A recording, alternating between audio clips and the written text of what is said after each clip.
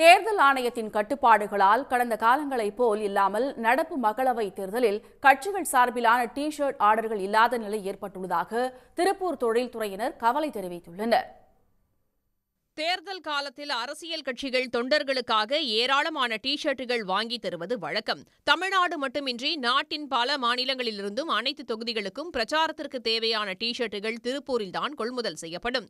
திமுக, அதிமுக, பாஜக, காங்கிரஸ் போன்ற கட்சியினர் மாநிலம் முழுவதும் பயன்படுத்த தங்களது கட்சியினர் மூலம் திருப்பூரில் ஆர்டர் கொடுத்து தயாரிப்பார்கள்.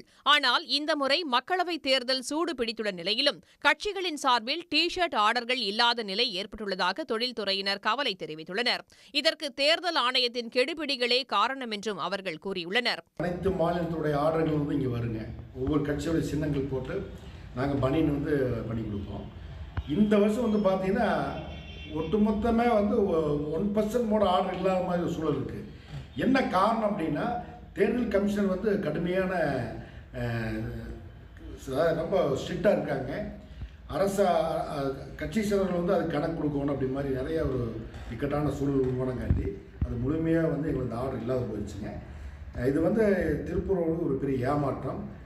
ஏற்கனவே ஜிஎஸ்டி வரி, நூல் விலை உயர்வு உள்ளிட்ட காரணங்களால் தள்ளாட்டத்தில் இருக்கும் திருப்பூர் பனியன் உற்பத்தி நிறுவனங்களுக்கு தேர்தல் ஆர்டர்களும் இல்லாததால் பெரும் ஏமாற்றம் அடைந்திருப்பதாக திருப்பூர் தொழில்துறையினர் தெரிவித்துள்ளனர்.